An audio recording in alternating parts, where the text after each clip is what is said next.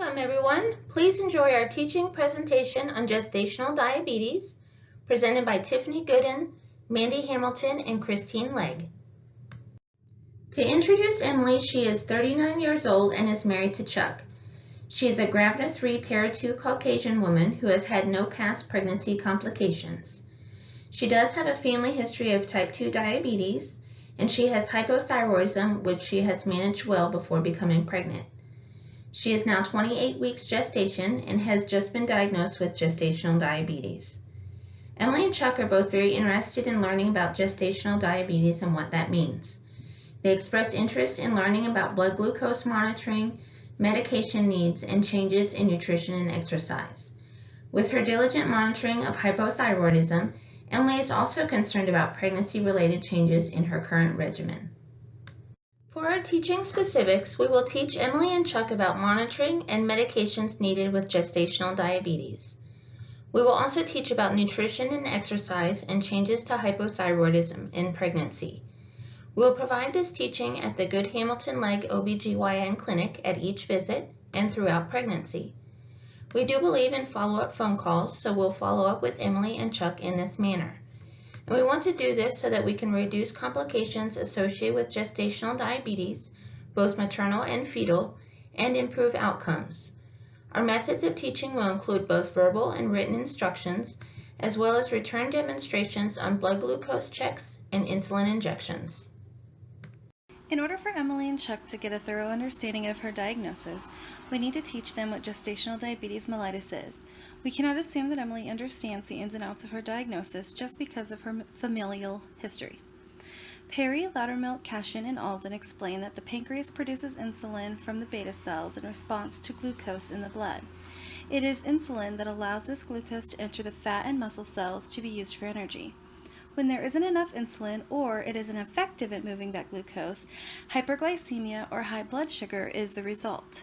Too much glucose in the blood creates too many solutes or hyperosmolality, and that will pull water from the cells and increase overall blood volume. The body will naturally attempt to rid the extra volume with excessive urination or polyuria. This polyuria and cellular dehydration causes increased thirst, polydipsia. Since the body is not using the glucose as intended for energy, fat and muscle cells are broken down instead. This makes the body think it is starving and causes the individual to eat excessive amounts of food, or polyphagia. Since the body is eating more food, the glucose levels continue to rise and the cycle begins again. Because of Emily's diagnosis of gestational diabetes, she is at risk for a few complications of her own. Loss of a normal pregnancy is one of them, and this is because of the need for frequent blood glucose monitoring, changes in her diet and exercise, and medication management. Increased risk for cesarean section and assisted delivery, such as forceps or a vacuum, is also of concern related to a larger baby or macrosomia. The surgery itself comes with a longer recovery time, increased pain, and an increased risk of infection. Now, because insulin does not cross the placenta, but glucose does, there is a higher osmolarity in the amniotic fluid. And just like the blood volume increasing in Emily's vascular system, the amniotic fluid around the baby also increases. This is called polyhydramnios, and it can lead to placental abruption, uterine dysfunction, and postpartum hemorrhage. Emily is also at greater risk of developing type 2 diabetes mellitus just because of her gestational diabetes diagnosis. Breastfeeding longer than 6 months can decrease that risk overall. Emily and Chuck also need to be aware of the potential effects of the baby. Macrosomia can cause shoulder dystocia at birth or birth traumas purely because the infant's size. The infant also has higher chances of obesity later in life. Now, because the fetus has a constant supply of sugar while in the uterus and is used to making large amounts of insulin, hypoglycemia is of major concern after birth. We have just taken away their constant supply of sugar, but their pancreas is still making insulin and bringing those blood sugars way down. This could require additional monitoring in the NICU until the baby is stable.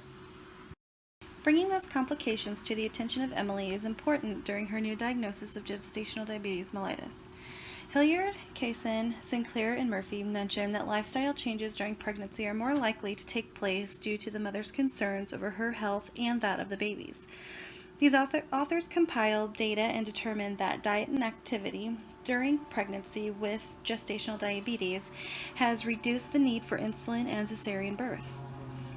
At the Good Hamilton Legg Clinic, we suggest women with gestational diabetes mellitus to adhere to the dietary approaches to stop hypertension, or simply the DASH diet. Fruits, vegetables, whole grains, and low-fat dairy are the staples of this eating plan, while avoiding foods containing saturated fat and cholesterol like sweets and refined grains. We also recommend activity to reduce the need for insulin. 3 days a week of activity can include walking, aerobics, or home-based workouts. It will be important for Emily to have strict control of blood glucose levels to prevent complications. She will be instructed on the use of a blood glucose monitor, and this will be reviewed with a return demonstration to be sure that she can use it correctly. According to Perry, Loudermilk, Cashin, and Alden, blood glucose should be checked at the following times: first thing in the morning, 1 to 2 hours after breakfast, before and after lunch, before dinner, and right before bed.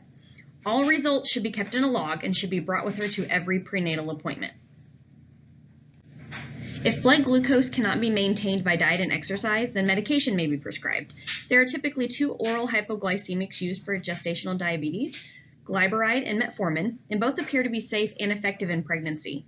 Metformin increases sensitivity to insulin, and glyburide causes the pancreas to produce more insulin, and the physician will determine the best medication. An ideal fasting goal for blood glucose is 60 to 105. 1 hour after a meal is less than 140. 2 hours after a meal, less than 120. And if these goals cannot be maintained by oral medication, insulin may be required. There are several different types of insulin that are used based on the time it takes for maximum effect.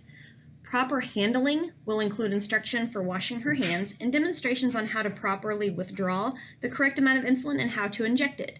And insulin may be needed multiple times a day based on blood glucose levels. Emily has managed her hypothyroidism well since her diagnosis. Kashi, Bahar, and others suggest that this indicates a better outcome during pregnancy. We will explain that thyroid function is affected by pregnancy as the body compensates for the growing baby. The baby will make his or her own thyroid hormones at 18 weeks of gestation. TSH levels will be drawn more frequently than Emily is accustomed to, and levothyroxine may need to be adjusted to allow for strict maintenance of TSH at or below 2.5 milligrams per deciliter.